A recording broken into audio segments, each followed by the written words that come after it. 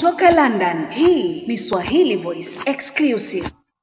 Wapenzi watazamaji wetu, leo hii tena nimebahatika kuwa naye yule kada wa Chama cha Mapinduzi Bwana Ahmed Omar.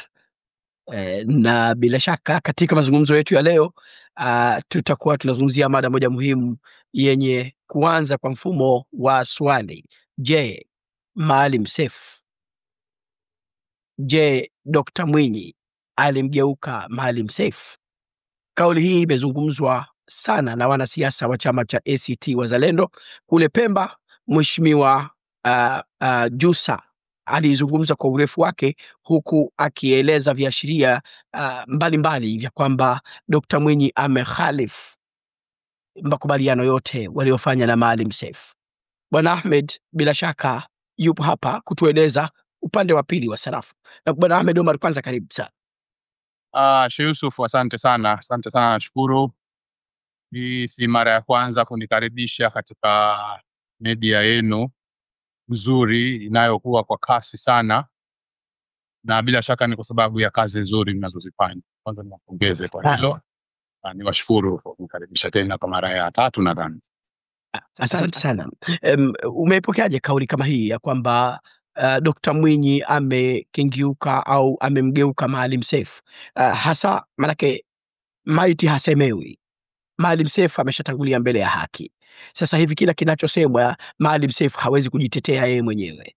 Unaipokeaje kauli hii? Sheikh Yusuf, kama ulivyosema, sasa Maalim hayupo hai tena, na kwa maana hiyo hawezi kujitetea. Lakini pia Maalim Seif sasa anaonekana upande wa ACT anatumika kama ni dead weapon, dead political weapon, kwa ajili ya kama mkongojo wa kusimamia, sababu aliyowaacha kuna tatizo la kusimama katika uwanja wa siasa, hasa za sasa hizi zinazoibuka kwa kasi za kizazi cha sasa zenye mitazamo mipya. Kwa hiyo Maalim hayupo. Kwa hiyo sasa hawa waliowabakisha watu ambao hawana mawazo mbadala, ni watu ambao wanaongozwa na siasa ambazo ni very conservative, sababu wamemwachia mtu mmoja kuzungumza ambaye yeye ni radical conservative. Sasa wanashindwa kutoka nje ya box ili kuleta siasa zenye mpya na zenye mvuto mpya kwa watu, especially vijana wa sasa. Sasa katika kulijibu suala lako Sheikh Yusuf, kwanza tujiulize kasema nani? Hapo ni muhimu sana kwa sababu mimi tuanze hapo. Ndio, politics ni vitu vingi sana, aliyesema ni nani? Sema ni mwanasiasa anayeitwa Ismail Jussa. Kwa hiyo ili kuweza kuchambua kauli yake hiyo, lakini pia ukweli wa kauli yake hiyo, kwanza lazima tumuelewe yeye msemaji. Katika siasa personality ni nafasi yake, sababu kuna watu wanajaribu kutumia aiba yao, wasifu wao zaidi, mielekeo yao zaidi binafsi katika kumanipulate people's opinion. Sasa tumuelewe Ismail Jussa ni nani na anasimama wapi, kama haiba yake na wasifu wake na hata mtizamo yake ya siasa. Kwanza nikwambie kuwa Ismail Jussa ni mwanasiasa akikaa kwenye jukwaa, akikaa na watu kuzungumza, anaonekana ni mwanasiasa mmoja hodari sana, machachari, mabadiliko, ambaye anatembelea sana itikadi ya kupigania nchi, kupambania nchi, ukombozi wa nchi. Lakini kuna vitu vingi sana viko nyuma ya pazia ambavyo watu hawajui, na ndio ambavyo hivyo vinavyomtengeneza yeye kuwa vile alivyo hadi kutoa kauli kama hizo alizozitoa juzi. hiyo aliyoisema Mtambwe kwamba Maalim kumgeuka Rais Mwinyi, lakini na nyingine kabla yake tutazizungumza hapa. Ismail Jussa sifa yake moja ya kwanza ni reverse racist. Hiyo ni sifa moja Maana yake muhimu nini? sana. Wala sio ya kumshambulia ama ya kumdhalilisha ama ya kumsema kumsimanga, hapana. Maana yake nini hiyo hasa Bwana Ahmed? Unajua hapa Zanzibar miaka ya 1960 huko kulikuwa na malalamiko sana ya watu weusi kwamba wananyanyaswa na kudhalilishwa na waliokuwa kwenye madaraka kama hizo, weupe especially Arabs na British, na ndio ilikuwa msingi wa mapambano haya ya huru na hatimaye mapinduzi. Sasa baada ya mapinduzi wakati wanaharakati wana mapinduzi wakipigania kufanya social reconstructionism ili mambo yawe sawa, waliokuwa wamedumaa kwa muda mrefu waweze kuchukuliwa na vitu vingine, zikaja zile hisia, na of course lazima zingekuja, sababu ilifikia wakati ni lazima tu watu ambao wamekuwa wako duni wapewe kipaumbele kwenye elimu, wapewe kipaumbele kwenye kupewa majumba ya kuishi. Kwa hiyo ikaleta picha kama vile watu weusi sasa ndio wenye wanaopendelewa kwenye nchi hii na watu weupe hawana thamani tena. Sasa hapo ikaanza sasa ile chuki dhidi ya watu waliokamata hatamu baada ya mapinduzi. Ndio hii naiita mimi reverse racism, kwamba sasa ule mwanzo tulisema watu weusi wanabaguliwa, wanadharauliwa. Sasa watu weupe wanadharau watu weusi, na wengi hawa wako katika hii camp ya upinzani ambao wameaminishwa kwamba jamii ya watu weupe au jamii ya watu wenye asili sio ya Kiafrika hawana hadhi na hawana nafasi. Kwa hivyo hapo unataka kusema kwamba, ngoja kidogo, hapo unataka kusema kwamba upinzani kuna watu weupe ambao wanaendesha ubaguzi na vyama vingine havina watu weupe ambao haviendesha ubaguzi. Kwa hiyo msingi wa upinzani ni ubaguzi. Unadhana Sheikh Yusuf kwamba watu wenye asili za Asia, Arabs ama Indians au mixed race, cosmopolitan, wanaonekana hasa wale ambao wana maji ya rangi na kauli, kuna hisia kwamba wameokuwa kwa muda mrefu tangu mapinduzi hawana hadhi kwenye nchi hii. Kama vile ni malipizo ya visasi. Hapa tuweke sawa hoja. Hapa tunamzungumzia Jussa au sehemu kubwa ya watu walio kwenye vyama vya upinzani. Ismail Jussa ni muumini mkubwa wa ubaguzi wa watu weusi, na yeye anaonekana ni shika bendera wa ile hisia kwamba watu weusi wamekuwa kandamizwa Zanzibar. Kwa maana hiyo na wao wanahitaji vile kuonekana kama vile nchi hii si yao. Nchi hii hapa ni wageni, wenyewe hapa ni watu Asia, wenyewe hapa ni Washirazi, sio Wabantu. Anayo ile na mimi hiyo ni shutuma nzito, like una ushahidi na mifano. Naam, natoa mfano. Kwa mfano msimamo wake maarufu sana wa kutambua Mheshimiwa Rais Mwinyi kama vile ni mgeni Zanzibar, si raia wa Zanzibar, ni mtalii hapa Zanzibar. Hii basically inatokana na hisia yake hiyo kwamba hii nchi hasa wenyewe ni watu wa rangi hasa wenye asili za kutokea Asia, sio Wabantu. Wabantu hapa ni Wabantu hapa walikuja kupitia biashara ya utumwa, Wabantu hapa walikuja migongoni. Hiyo ndiyo hisia na itikadi ya Ismail Jussa. Alikuwepo Dr. Sheni. ni mtu ambaye anategemea sana siasa za nasabu na mizizi ya babu za Wazanzibari na vitovu vyao walikozaliwa na vitovu vyao vilipozikwa. Ni mwanasiasa. Ndio, lakini alikuwepo Dr. Shein.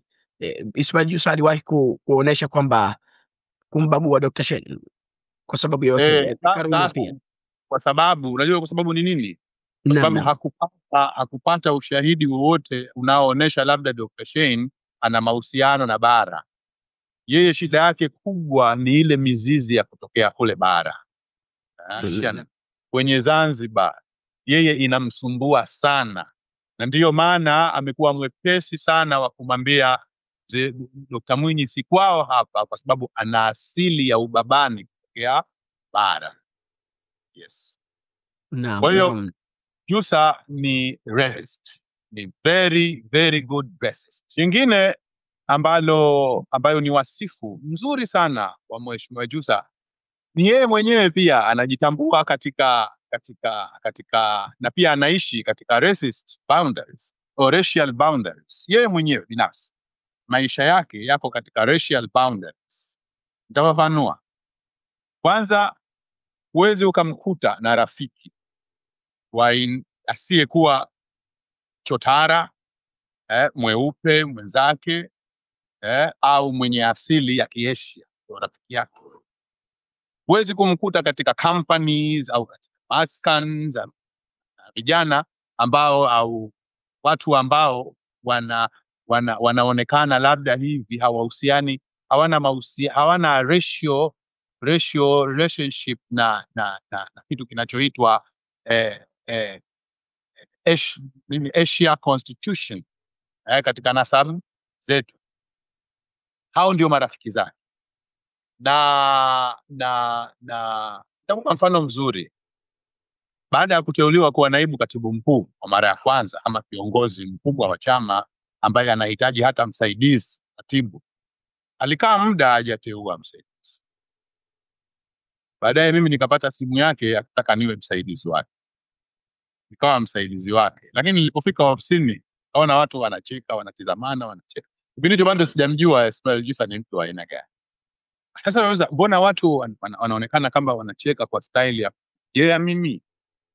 Wanaambia watu wanajejea kwa sababu walijua kwamba Ismail Jussa hajachukua katibu muda mrefu. Vijana wote waliopo hapa ofisini ni vijana ambao wanaonekana si ambao anawahitaji wawe watu wake wa karibu. Vijana wenye ngozi nyeusi. Lakini wewe umetokea chotara, kaenda kukutafuta huko uje uwe katibu wake, sababu hao ndio aina ya watu masaiba ambao anahitaji kwa. Mimi nikashangaa, can this be this really? Lakini sasa kila siku zilivyokuwa zikienda nikawa namsoma na namuelewa kwamba Ismail Jussa kumbe racist, very good racist, ambaye hata yeye mwenyewe maisha anayoishi huwezi ukamkuta hata siku moja anaishi katika boundaries za watu ambao ni watu wanaojiita wao watu wenye asili ya bara au watu wengine ambao wanatokana na jamii ya watu weusi Zanzibar. Kwa hiyo hiyo ni sifa ya pili. Hiyo ina umuhimu mkubwa huko mbele tunakokwenda. Ya tatu, anawachukia sana Wapemba Ismail Jussa. Hiyo sifa ya tatu. Kuna ushahidi pia. Kuna ushahidi. Nafanua. Ismail Jussa Wapemba hawapendi. Na hawapendi kwa sababu moja. Hawapendi kwa sababu wao wanaonekana ndio wenye ushawishi mkubwa kwa muda mrefu tangu maisha ya Maalim ya awali. Siasa za vyama vingi wamekuwa na ushawishi mkubwa kwenye siasa za upinzani sasa. Sasa Maalim amekuwa akipokea ushauri, amepokea ushawishi mkubwa kutoka kwa wale wenzake. Wengi wao ni wa kutokea upande wa Pemba ambao walianzisha siasa za vyama. Walianzisha chama cha mwanzo cha CUF baada ya vyama vingi. Sasa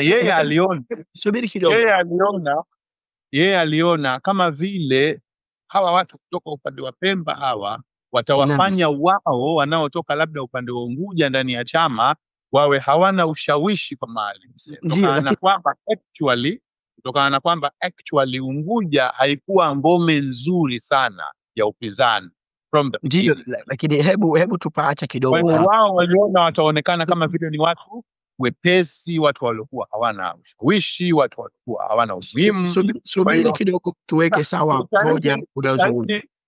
aliyoyafanya katika Naam. kuonesha kwamba yeye hawapendi Wapemba, Naam. kwanza ila ilipofika nyakati za uchaguzi ndani ya chama, basi alifanya kila aliloweza kuhakikisha kwamba wale watu kutoka Pemba hawawi katika nafasi za juu za ushawishi za chama, hususan nafasi za kitaifa.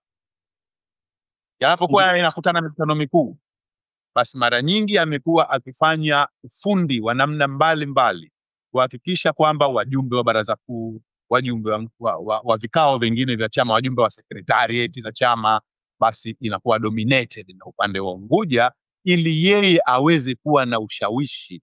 Hakuamini kama Wapemba wangeweza kumsikiliza yeye katika chama, na hivyo akawa na ushawishi. Ningeomba kwanza subiri kidogo, tusiendelee. Mimi kidogo nahitaji tufafanue hoja hii, kwamba hoja zako za kwanza ya ubaguzi na mambo ya kupenda machotara, huoni kwamba inapishana au inakanganyana na hoja hii ya tatu kwamba hapendi Wapemba, wakati inaaminika kwamba visiwani Zanzibar hao machotara wengi wanatokea Pemba? Huoni kama hii ina contradict mawazo yako? Naam. Swala la kwamba yeye watu wake ni machotara ndio masahibu zake, hiyo iko wazi. La swala la kuwachukia Wapemba ni kwa msingi wa kisiasa wa ndani ya chama. Yeye siku zote domination ndani ya chama. Sasa hataki kuwaona Wapemba wana dominate. Yeye mtu ambaye alimwachia awe huru ndani ya chama, at least akawa anaweza kumfanya anachotaka, ni Maalim Seif, kwa sababu Maalim Seif alikuwa ndio nguzo ya chama, lakini na pia na yeye alikuwa ndio mwega wake aliokuwa lakini sasa ilipofika wakati alipokuja kuimarisha ngome yake na ngome zake ndani ya chama, ndio pale sasa alikuwa Khalif Maalim Seif. Lakini sasa kuna Omar Fakihi, Profesa Omar Fakihi, kuna Omar Ali Shehe, wote hawa ni Wapemba na sehemu kubwa ya uongozi wa juu sana wa chama cha Wazalendo Wapemba, na hili wanafanya kazi. Hawawezi wakakosekana kabisa wenye roho ngumu wanaoendelea. Omar Ali Shehe ni kiongozi mwenye roho ngumu. Huyo Maalim nani, Profesa Omar Fakihi. Omar Fakihi kaja kwenye uongozi wa chama, kwenye siasa na wanachama, bila shaka yuko siku nyingi, lakini kwenye uongozi wa chama hakuja zamani sana, lakini tayari yeye mwenyewe ameona kilichoko ndani ya chama, kwamba wao kutoka Pemba hawatakiwi wawe na ushawishi. Sheikh Yusuf ni Fatma Magimbi, Maalim Juma Ngwali, akina Hamad Rashid, akina nani wengine nani huyu Ahmad Masudi, na wengine wengi sana ambao wanatokea Pemba. Aliwashughulikia, aliwafanya wasiweze kuwa na kauli yoyote kwa Maalim Seif. Tutaizungumzia, tutakuja kuzungumza wasifu wengine wa Jussa ambao utaona alitumia mkakati gani sasa katika kulifanikisha. Naam. Lakini viongozi ndio amekuwa akiwachukia na hawapendi Wapemba, hasa wale waliomo katika ushawishi kwenye chama.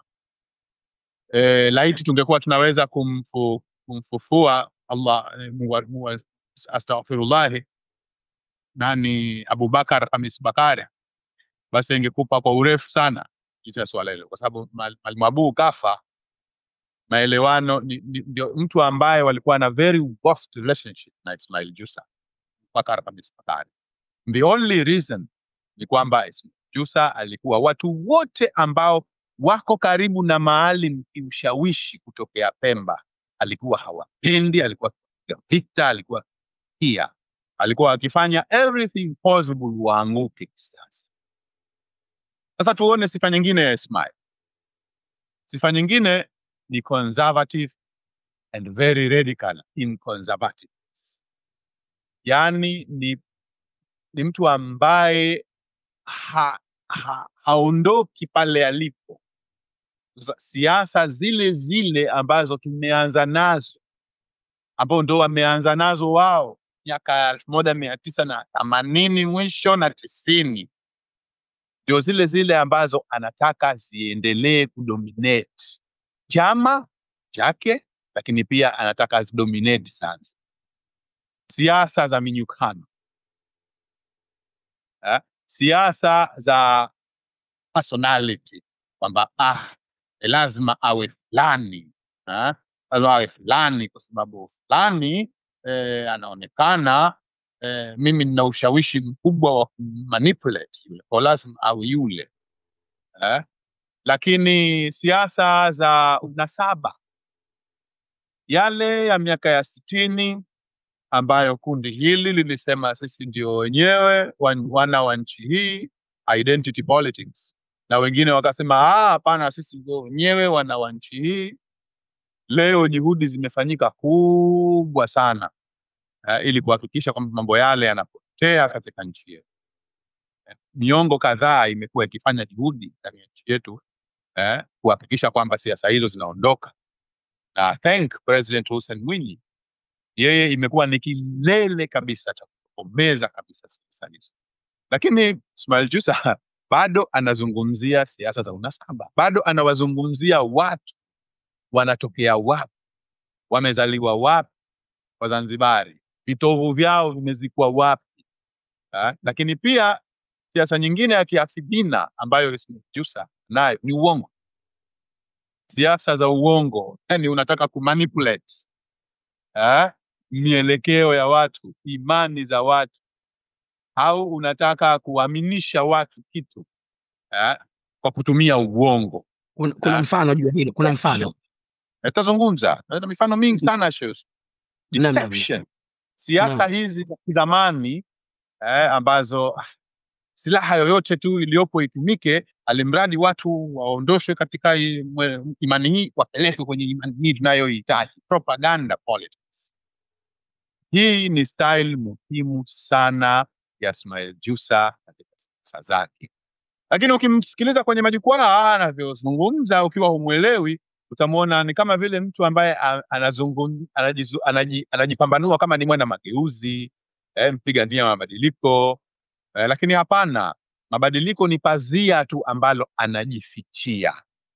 Lakini yeye ni mhafidhina mzuri sana Ismail. Hata ndani ya chama, mambo ya siasa za ndani ya chama, mambo ya vijana, mambo ya kubadilisha nafasi za uongozi, mambo ya kutoa fursa, ni mtu ambaye kwa kweli amegonga mlango hivi, hafungui. Hakuna kile ambacho tumekuwa tukienda nacho tangu zama hizo mpaka leo. Lakini jambo jingine ambalo nataka ulifahamu, maana tutakwenda kujibu swali lako. Huwezi kujibu hilo swali kama hujamfahamu Ismail Jussa aliyezungumza hayo maneno. Ni mtu ambaye anatembea na siasa inayoitwa hide and seek. Kwa hiyo ni hide and seek politician. Yani siasa za kificho ficho. Naam, kificho ficho, banda jicho, na we unalo hilo jicho, kajificheni, fumba macho. Naam, za mchezo wa kitoto. Style ambayo watu wengi hawajui siasa za. Ni siasa gani hizo bana? Maana yake nini? Uzushi. Anawafatinisha watu ili wachukiane kwanza, au anamfitinisha mtu ili asiaminike, ili asivutie, ili asipendwe. Hiyo amekuwa akifanya ndani ya chama kwa muda mrefu sana. Amekuwa akimpa Maalim Seif uzushi dhidi ya watu. Amekuwa akiwapa viongozi wa chama uzushi dhidi ya watu mbalimbali. watu wengi Lakini sana. sio siasa, lakini hivyo ndio siasa, sio siasa hiyo. Siasa si uzushi, Naam. hizo ni siasa zamani. Naam. Ili pale malengo yake, hata kama ni uongo aseme, hizo ni siasa za kizamani, zimeshapitwa na wakati. Kuanzia Bi Fatuma Mabimbi mpaka Babu Duni, wote ni matokeo ya siasa za ufitinishaji wa Babu Duni. Wanawafitinisha watu ama viongozi dhidi ya Maalim Seif au dhidi ya chama. Lakini sasa haishii hapo tu, pia anawafitinisha mpaka viongozi wengine kutoka kwenye vyama vingine na umma kwa kutumia uongo. Nitakupa mifano mizuri sana ya uongo wa siasa za Ismail, na utapata kuamini kwamba kumbe hata ile aliyosema juzi Mtambwe ndio maana yake, kumbe ndio siasa zake za kufitinisha na za kuzua.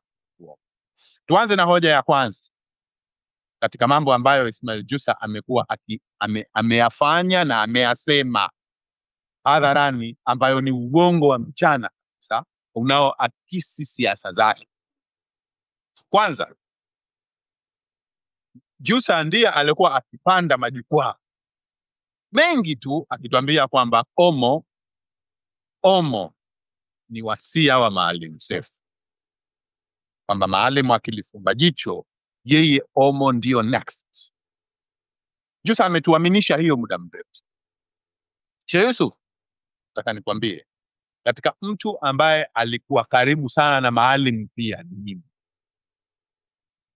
Asija kafikiria Jussa kwa sababu alikuwa saa zote aende kwa Maalim, saa zote mimi sikuwa nikienda sana, lakini ile kuzungumza na kusema na kubadilisha maneno na kila wakati kuwa na interact na Maalim ilikuwa ni kwa kiwango kilichopitiliza.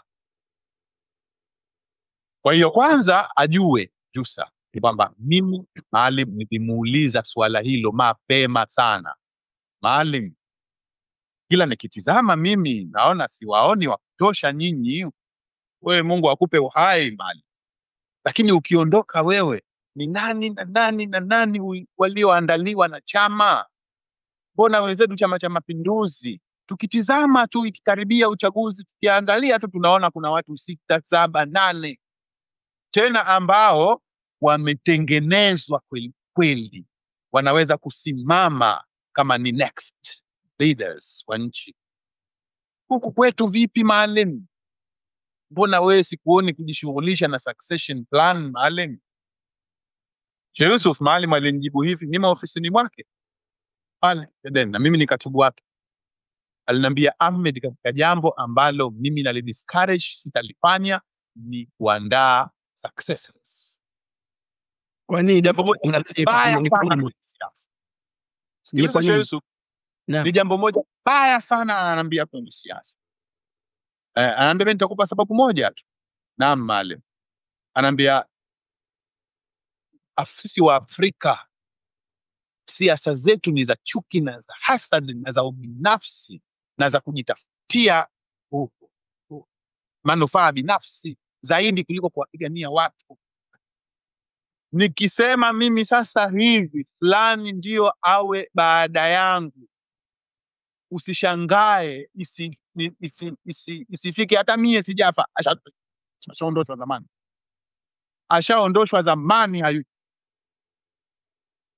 Kwa hiyo mimi siwezi kuwa sababu ya kuja kupoteza mtu maisha yake na uhai wake kwa sababu ati mimi nampenda aje awe kiongozi baadaye. Kwa hiyo mimi hapana, mimi siusii wala siandai wala sifanyi chochote kile ambacho kitaonesha labda fulani ndio aje awe baada yangu, kwa sababu hamtamwacha nyinyi wa Afrika wabaya nyinyi. Ananiambia sasa Maalim aliponipa kutibu yale, nikasema ama Maalim kumbe ni muumini mkubwa sana katika nadharia ya kutoandaa mtu kwenye siasa. Na akanambia kiongozi mwanasiasa anajijenga mwenyewe, anajitengeneza mwenyewe, na umma utamuona kwamba huyu kweli anafaa kuwa kiongozi. Niambia hiyo. Sheikh Yusuf alipokufa Maalim, baada ya Maalim kufa, sisi tuligawika makundi haya. matatu. Naam. Ambalo lilifikiria Mazrui ndio anayefaa kuwa makamu wa kwanza anayefuata baada ya Maalim. Sawa? Yani kuvaa viatu vya Maalim. Wako watu walifikiria hivyo. Naam. Kuna watu waliofikiria hapana, Babu Duni ndio anafaa kuvaa viatu hivyo. Nikiwemo mimi. Sifichi. Mimi Maalim nilimwambia hilo tangu fanya kipindi fulani, kwamba nilimwambia kabla Maalim haje kuwa makamu wa kwanza wa rais wa awamu ya mwisho. Nilimwambia Babu, nani sasa hivi mache Babu, wewe pumzika. Kwa mimi nilikuwa naamini hivi. Lakini liko kundi ambalo lilikuwa likiamini katika Omo Othman Masoud. Hawa walikuwa wanasema sababu zao Omo ni kijana na hivi ukisomi, zilikuwa sababu zao hizo. Lakini ameshajenga jina na siasa nzuri tangu amefukuzwa kwenye serikali. Hayo ndio yalikuwa makundi matatu ambao wanachama wetu wamegawanyika. Kwa mshangao mkubwa, I'm telling you, Yusuf, vuta kamera. Ismail Musa yeye na watu wake watatu wanne ambao wanahesabika, wale ambao wako kwenye kibingi kimoja, lakini yeye ndio mastermind yao wao. Yeye na watu wake hao wanne wasiozidi watano, Jusa, Duni, tawataja, na hadi Jumaduni, Ismail Jusa, Al-Mdimani, mwingine tawataja. Wao walikuwa wakiamini kwenye Mansur Himidi. Sawa? Ukenda huko kwenye kambi za wanachama huko, kwenye matawi, kwenye majimbo, kwenye wilaya, hakuna mtu anamzungumzia Mansur Yusuf Himidi. Jusa yeye na watu na wenzake wale wanne, mimi nawaita Ibn Kinana na Ibn Khuzaima, chama ni watu watano. Wao walikuwa wanafikiria Mansuri ndio awe mrithi, na wakajaribu kupropagate ile na kufanya ushawishi Mansuri, watu huko wanashawishi Omo Mazrui, Babuduni, na wao walifanya kazi, lakini bahati mbaya sana ushawishi wao katika hoja ya Mansuri ilikosa ufuasi. Ilikosa wafuasi kabisa. Hakuna mtu ambaye alikuwa anaamini. Kwa hiyo Jusa huyu anamsifia Omo hakuwa anaamini kabisa. Kana atoke hadharani Jusa aje akatae. Mimi nitakwenda na next step. Atoke hadharani aje akatae kwamba yeye baada ya Maalim Seif fariki, mtu alikuwa anapendekeza awe makamu wa kwanza wa rais si Mansur Yusuf. Atoke akatae. Kama tumesema hivyo. Sasa Sheyubu. Naam. Ukitaka kusema uongo uwe na kumbu. Wanasema kama yeye kampendekeza Mansuri kwa makamu wa kwanza, alafu leo anatuambia Omo ni wasia wa Maalim Seif. Kwa hiyo yeye ndo mtu wa kwanza aliyevunja wasia wa Maalim, anayetuambia anampenda sana, anayetuambia ni legendary wake, anayetuambia ni role model wake, aliyelia makaburini pale anazikwa mtambo yanatoa machozi. Yeye ndio mtu wa mwanzo aliti na kumkhalifu, wakati anajua kwamba yeye amehusia Omo awe makamu wa kwanza wa rais. Kwa hiyo Yusuf Jusa alimkataa, alimpendekeza, alitoa hoja ya kwamba Omo ni chaguo la Maalim na wasia wa Maalim, kwa sababu alitaka kuwashughulikia Mazrui na Babu Duni. Wala basi, kwa sababu watu hawa watatu walikuwa nguvu yao inaenda sambamba wote Unguja na Pemba. Lakini sasa wawili hawa Yusuf, Mazrui ni mtu ambaye anasimama kwa miguu yake ndani ya chama. Lakini ukiangalia Osmani, historia ya chama, ana historia ya chama. Baba yake Mazrui ndio aliyekuwa akimlea Maalim Seif tangu anafukuzwa jela. Lakini subiri Ahmed, Duni ana historia na mizizi mirefu ndani ya chama. Kwa hiyo watu hawa Jusa aliona, subiri Yusuf nikae kwenye point. Watu hawa wawili aliwaona hawawezi kuwa control hata kidogo, na yeye siku zote amekuwa akiishi ndani ya siasa za chama chetu kwa kumcontrol yule aliyo Babu na Mazrui asingeweza hata kwa mlango mmoja wa control. Sanazi ubwabwa hata mafuta watia, au sio? Ndio, lakini ina maana Jussa ndio hapo akaona basi hapa dogo, kwa maana yako mimi naweza kuwa na ushawishi nikaweza kumcontrol yuyu Omo. Lakini kuna watu wanamtaka. Hii Ahmed inathibitisha kwamba Jussa alikuwa ameweza kumcontrol Maalim Seif kushinda, ili Omo aweze kushinda katika kinyang'anyiro cha watu watatu, ndio akabidi atumie siasa yake. Ndio unataka kusema kwamba Jussa alikuwa amemcontrol Maalim Seif, unataka kusema hivyo? Naam, kila mtu anajua. Kila mtu anajua. Ila naomba leo isiwe mada, maana hilo ni jambo pana. Naam. Hilo ni jambo pana. Lakini tukumbuke kwamba ambavyo Ismail Jussa alivyokuwa akimcontrol Maalim mpaka last. Na sana ni katika miaka 10 ya mwisho. Miaka 10 ya mwisho hii ilikuwa Maalim tena hana tena ushawishi, hana tena kauli, hana tena maamuzi. Maamuzi yote ni Ismail Jussa, na huo ndio msingi wa ugomvi wa Abubakar marehemu na Ismail Jussa. Ndio ugomvi, msingi wa ugomvi baina ya marehemu Machano Hamisi Ali na mwenzake Maalim Seif. Ndio msingi wa ugomvi wa Ahmad Rashid na Maalim na chama. Huo ndio msingi wa ugomvi pia wa Lipumba na wenzake wote wakuu, viongozi wakuu wa chama cha CUF walionuna kipindi kile na wakatokea mgawanyiko. Ni kwa sababu Maalim alikuwa anakubali kuendeshwa na kupangiwa kila kitu na Ismail Jussa. Mwingine yoyote ana kauli na Maalim alikuwa ana. Lakini Omo si chotara, tofauti na kauli zako za mwanzo, unalizungumziaje hilo? Nakuja hapo. Sasa Omo kapitaje? Omo hapendi Ismail Jussa.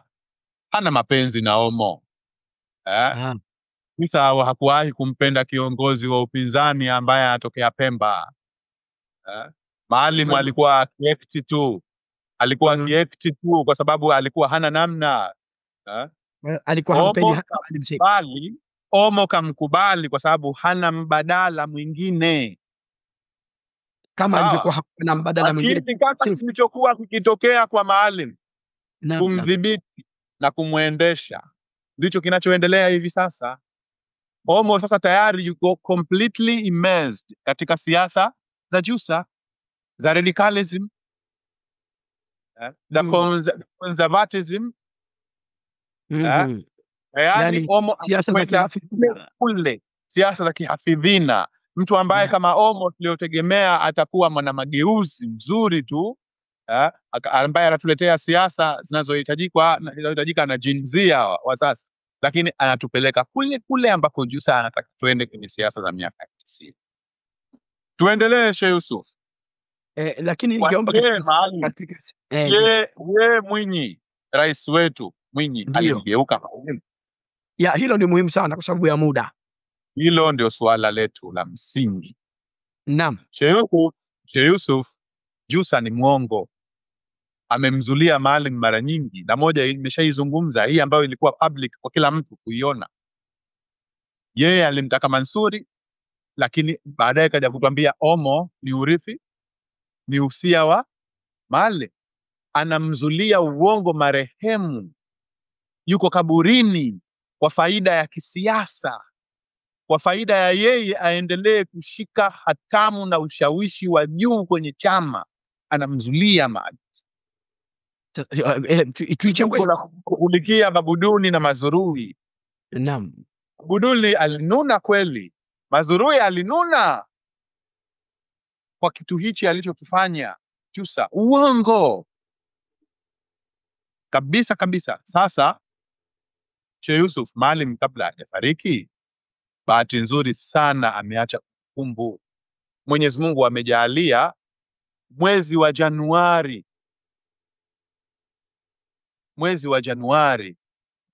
huo ambao Ismail Jussa anasema yeye ndio alikutana na Maalim Seif.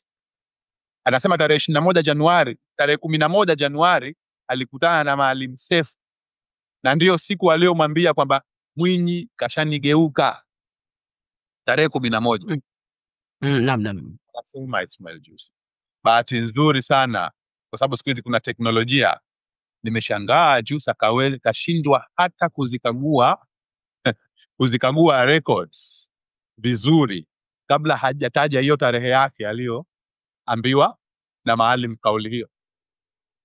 Sababu Maalim baina ya tarehe 2 ama tarehe 1 na tarehe 10 alikuwa na ziara Unguja na Pemba za kichama na za kiserikali, ambao alitumia muda ule kuzungumza mengi, ikiwemo jinsi mahusiano yake yanavyokwenda baina yake na serikali, lakini pia baina yake na Rais Mwinyi specifically. Sheikh Yusuf, kama umewahi kuisikia kauli ya Maalim aliyosema tumpe nafasi Rais Mwinyi. Kwa nini tusimpe nafasi? Tumpeni nafasi Rais Mwinyi. Rais Mwinyi ni kiongozi mzuri. Rais Mwinyi ni kiongozi mwenye nia nzuri. Kauli hiyo aliitoa baina ya tarehe 1 na tarehe Sheikh Yusuf. Lakini pia Maalim alitoa kauli baina ya tarehe hiyo 1 na tarehe 10. Alisema GNU ya sasa hii tunayokwenda na Rais Mwinyi ni tofauti na GNU ile iliyopita, na sababu yake ni moja tu, kwa sababu GNU hii imepata kiongozi mkubwa wa serikali ya mapinduzi ya Zanzibar ambaye ana nia njema na nchi hii, akikusudia Rais Hussein. Iko record, akitaka Ismail Jussa tamrekodia saa tumuoneshe hii tarehe na Maalim alizungumza hivi. Hiyo ni baina ya tarehe 2 na tarehe 10. Yeye tarehe 11 asema kakutana na Maalim. Ndani ya siku 3-4 tu za kutoa kauli hiyo, tayari Rais Mwinyi na Maalim Seif washaendesha serikali katika mazingira ambayo tayari inatosha kwa Maalim Seif kutathmini, na mpaka akaweza kutoa comment kwa Ismail Jussa kwamba Rais Mwinyi amenigeuka. Huu ni uongo wa mchana. Lakini tarehe 14, kutoka tarehe 11 hiyo aliyoambiwa na Maalim, tarehe 14 Rais Mwinyi na Maalim Seif walikutana na Magufuli Chato. Hiyo Januari anayoizungumza Jussa, 11 Januari yeye alikutana na Maalim akamwambia Rais Mwinyi kashanigeuka. Sasa tarehe 14, siku 3 baadaye, Rais Mwinyi na Maalim Seif walikutana na Magufuli, marehemu hayati Magufuli Chato. Maalim Seif akatoa kauli yake mwenyewe pale, akampongeza na kumshukuru Rais Magufuli, hayati Magufuli, kutokana na ushirikiano mkubwa anaofanya katika kuhakikisha zile juhudi zake yeye na Rais Mwinyi wanazoendelea kuzichukua za kujenga umoja, upendo na maelewano baina ya Wazanzibari. Alimpongeza na kumsifu Magufuli mbele ya hadhara. Nasema kwa hili nimeingia moyo sana Mheshimiwa Rais. Nimeingia moyo sana kwamba ile kazi ninayoifanya mie na Rais Mwinyi ya kuunganisha watu ili wawe wamoja, ili wawe na upendo, ili wawe na maelewano, ndio hiyo ambayo wewe unatusaidia kuifanya. Siku ya 14. Siku ya tarehe 14, siku ya 5. Sheikh Yusuf, baada ya chama cha ACT Wazalendo kumkabidhi Ismail Jussa na siasa zake za kihafidhina na staili yake ya kuendesha chama kwa mihemko, kuendesha chama kwa propaganda, kuendesha chama kutegemea minyukano, kuendesha chama kwa kutegemea nasaba za watu, sasa kimepoteza dira, hakina hoja, hakiwezi kuwashawishi watu, hasa baada ya kumuona Rais Mwinyi anatengeneza nchi. Vile vilio, zile kero, yale malalamiko ya Wazanzibari sasa hayapo. Kwa hiyo hoja ni nini tuweze kushinda katika hoja za kisiasa kuelekea uchaguzi mkuu? Tutumie Maalim Seif kwanza, halafu tuseme uongo kasalitiwa na Rais Mwinyi, ili tuweze kuwashawishi Wazanzibari wamuone Rais Mwinyi ni mnafiki. Hilo Ismail Jussa hakufanikiwa. Sababu bahati mbaya sana kuna watu ambao tunamjua yeye, kuna watu ambao tunamjua Maalim Seif. Naam, Sheikh Yusuf. Nadhani tumalize kipindi hapo kwa sababu umemaliza hoja zote za msingi. Otherwise kama kuna kitu chochote unataka kuongezea, lakini kwa kiasi kikubwa naona mazungumzo haya yamejitosheleza sana Bwana Ahmed.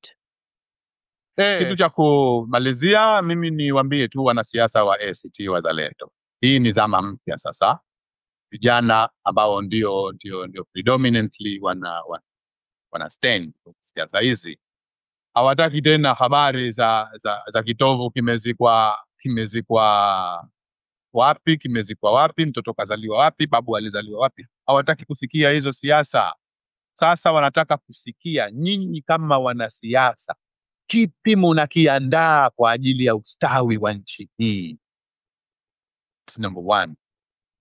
Lakini number 2, Rais Mwinyi amekuja kuleta mageuzi ya siasa, kutuondosha katika siasa zile za kutafutana. Sasa yeye analeta siasa njema, anaijenga nchi, anaimarisha kila eneo linalohusu maisha ya Zanzibar. Amejitengenezea kuaminika, hatukani mtu, hamsemi mtu, hamnangi mtu, hana habari kabisa na wanayosema watu, wanaosema yeye, wanaokana yeye, wanaombagua yeye. Amejikita kila siku anatutengenezea nchi. Uchaguzi wa mwaka 2025 utamu, lakini nawapa akiba tu viongozi wa ACT Wazalendo. Kama wanakwenda na siasa hizo ndio siasa walizochagua hizo za hide and seek, kificho banda jicho na wewe unalo hilo jicho, kajificheni nifumba macho. Siasa za Ismail Jussa ndio walizochagua ACT Wazalendo. Tunawashinda saa 2 asubuhi. Asante sana. Sasa kuna swali tu nilipenyezewa kwamba nikuulize, na wale ambao kwamba walifahamu kwamba tutazungumza leo hii, wanasema wewe sasa hivi uko CCM. Kwa nini unaumizwa sana na masuala ya ACT Wazalendo? Siasa ni mashindano ya hoja, ni mashindano ya hoja. Akitokea mwenzako akiweka hoja, kiona hiyo hoja ina madhaifu, ili isiweze kushawishi watu vinginevyo ambavyo sawa, wewe unatakiwa utoe hoja mbadala. Na ndiyo maana Ismail Jussa anasimama anamzungumza Rais Mwinyi, kwa sababu anadhani watu watashawishika vinginevyo negatively na Rais Mwinyi. Kwa ni sawa tu na nilivyofanya mimi, kwamba na mimi namuona Rais Mwinyi amesimama pahali sahihi kabisa katika siasa za Zanzibar, na Ismail Jussa na chama chake wanazua uongo kama ni mkakati sasa wa kuelekea kwenye siasa za uchaguzi huu ambazo tayari wameshashindwa tangu. Asante sana Bwana Ahmed. Tunakushukuru sana. Asante sana. Kutoka London, hii ni Swahili Voice Exclusive.